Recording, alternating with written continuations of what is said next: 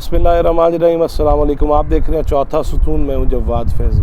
नाज़रीन, सेनेट के इलेक्शन और उसमें इस्लामाबाद की नशिस्त से साबिक स्पीकर और साबिक वज़ीर आज़म जनाब यूसुफ रज़ा गिलानी, उन्होंने इमरान ख़ान साहब को भी ख़त लिख दिया है, वज़ीर आज़म को, कि मेरी हिमायत की जाए। उन्होंने इमरान ख़ान समेत जो अरकान कौमी असम्बली हैं उनको ख़त में लिखा है कि जनाब यूसुफ रज़ा गिलानी साहब ये फरमाते हैं ख़त में कि सेनेट इंतखाबात में हिस्सा लेने का फ़ैसला सोच समझ कर किया।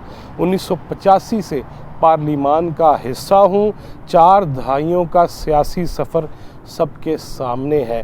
और उनका ये भी कहना था कि बतौर वज़ीर आज़म मैंने हिज़्ब इख्तिलाफ़ के लिए भी हमेशा दरवाज़े खुले रखे। और नाज़रीन, आपको याद भी होगा कि दरवाज़े ही नहीं खुले रखे, बल्कि जब यूसुफ रज़ा गिलानी साहब वज़ीर आज़म बने तो तब मुस्लिम लीग नून भी हुकूमत का हिस्सा थी और वज़ारतों में शरीक थी।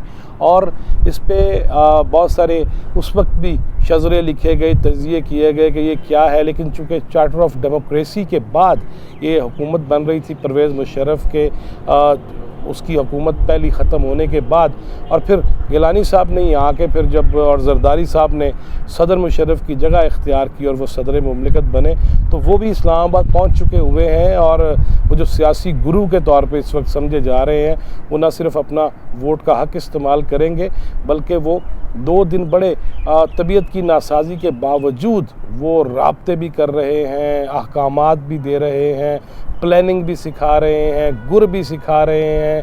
और फिर अपनी शख्सियत की वजह से जिन जिन पे उनके एहसानात हैं उन्हें भी वो बावर दोबारा से करा रहे हैं। लेकिन गिलानी साहब की बात कर रहे थे कि गिलानी साहब ने ख़त में इमरान ख़ान साहब समेत जो दीगर अरकान हैं उनको लिखा है कि पार्लिमान के तकद्दुस के लिए इकट्ठे होना सियासी और नज़रियाती इख्तलाफ जमहूरियत का हुस्न है।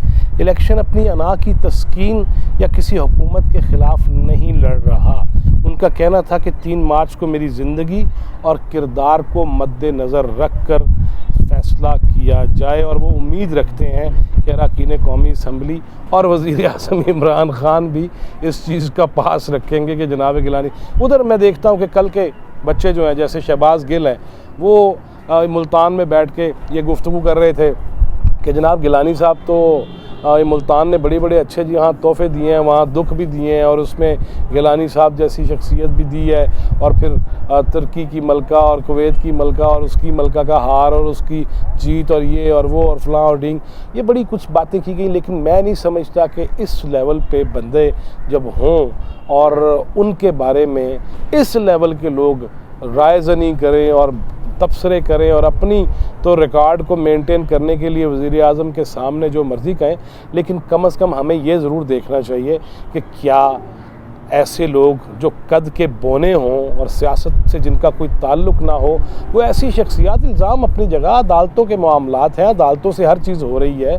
जनाब वज़ीर आज़म इमरान ख़ान भी तो अदालत से ही 62-63 और अमीन और सादिक करार पाए हैं। वो करार पाए हैं कि नहीं करार पाए, ये अलहदा बहस है, अपोजिशन कुछ और कहती है। मगर अगर हमने पाकिस्तान को आगे बढ़ाना है तो फिर ये तो ख्याल रखना पड़ेगा कि अदालतों की कम से कम इज़्ज़त तो कर ली जाए, लेकिन अदालतों में बैठी हुई शख्सियात को भी अपने फ़ैसलों के बायस, अपने फ़ैसलों के ज़रिए इस मुल्क के हर बंदे, हर फ़र्द को ये यकीन दिलाना चाहिए कि हाँ, अभी इंसाफ का बोलबाला है, अभी इंसाफ के लिए कोशिश की जाएगी। लेकिन मेरे प्यारे देखने वालों, बड़े ईजी वे में मैं ये कहना चाहता हूँ कि इस वक्त 2 दिन जो हैं वो इस्लामाबाद के लिए बड़े इंतहाई कठिन भी हैं। हर बंदे का रुख या हुकूमती जमातों की तरफ है या अपोजिशन जमातों की तरफ है। मौलाना फजलुर रहमान के घर भी महफिलें आबाद हैं, मुख्तलिफ शख्सियात आ रही हैं, मीडिया वाले, कभी बिलावल हाउस, कभी मौलाना के हाउस, कभी मुस्लिम लीग नून की तरफ, कभी बाकी जमातों की तरफ, और जमात इस्लामी भी अब KPK में तो जनाब PDM के साथ हो गई है। अब तमाम तर जमातें एक तरफ। हाँ, MQM के हवाले से अभी तक मखमसा है। अपोजिशन को, PDM को ये ज़रूरत से ज़्यादा शायद मैं कहूँगा वो है कि MQM उनके साथ खड़ी होगी। उधर वो हुकूमत में भी हैं, इत्तेहादी जमात भी हैं। PTI के अरकान का कहना यह है कि नहीं, MQM कभी नहीं जा सकती।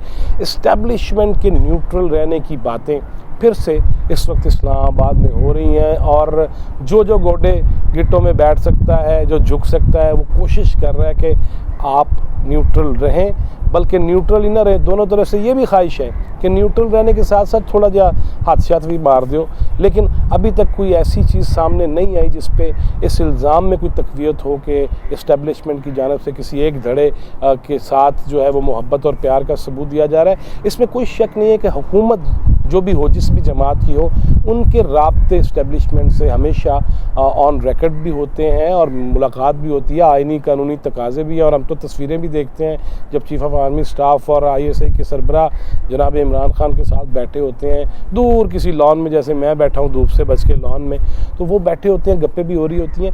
मगर इमरान खान साहब ने दूसरी तरफ जो ये किया है कि अपने अरकान जो हैं उनकी जमात के, उनसे वो 2 दिन मिलेंगे।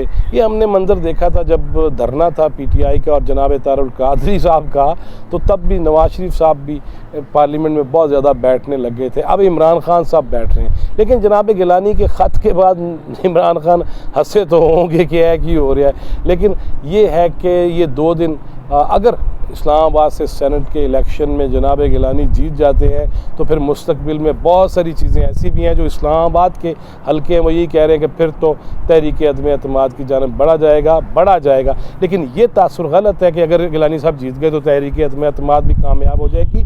हलीफ जमातों की, इत्तेहादी जमातों की अपनी मजबूरियाँ हैं, वो हुकूमत में भी रहना चाहती हैं, लेकिन दरपर्दा वो मामलात भी कर रही हैं। नेक्स्ट वीडियो तक अल्लाह हाफ़िज़।